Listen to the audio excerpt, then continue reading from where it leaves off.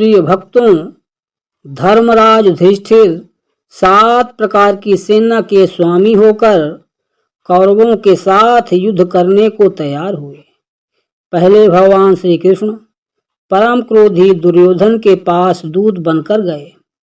उन्होंने 11 प्रकार की सेना के स्वामी राजा दुर्योधन से कहा, राजन, तुम युधिष्ठिर को आधा राज्य दे दो या उन्हें 5 ही गांव अर्पित कर दो, नहीं तो उनके साथ युद्ध करो। श्री कृष्ण की बात सुनकर दुर्योधन ने कहा, मैं उन्हें सुई की नोक के बराबर भूमि भी नहीं दूंगा। हाँ, उनसे युद्ध अवश्य करूंगा।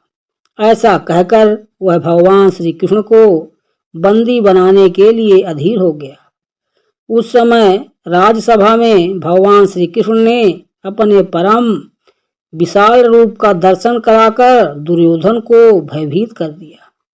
फिर विदुर ने अपने घर ले जाकर भगवान का पूजन और सत्कार किया तथा वे युधिष्ठिर के पास लौट गए और बोले, महाराज, आप दुर्योधन के साथ युद्ध कीजिए। युधिष्ठिर और दुर्योधन की सेनाएं कुरुक्षेत्र के मैदान में जा डटी।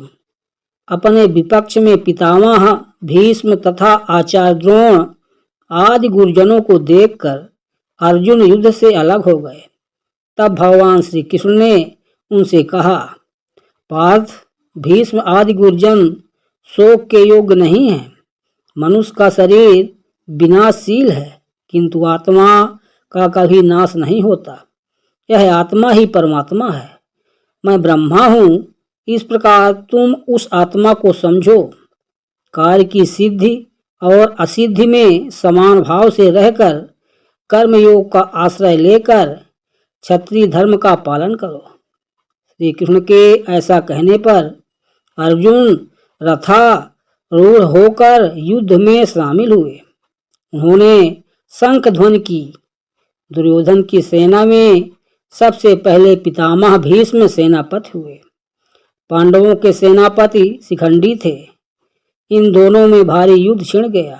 भीष्म सहित कौरव पक्ष के योद्धा उस युद्ध में पांडव पक्ष के सैनिकों पर प्रहार करने लगे और शिखंडी आदि पांडव पक्ष के वीर कौरव सैनिकों को अपने बाणों का निशाना बनाने लगे।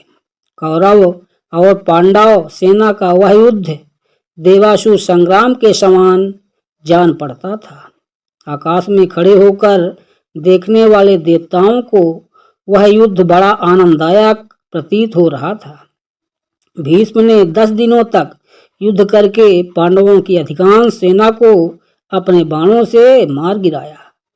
प्रिय भक्तों, आगे की वीडियो देखने के लिए कृपया वीडियो को लाइक और चैनल को सब्सक्राइब कर लें।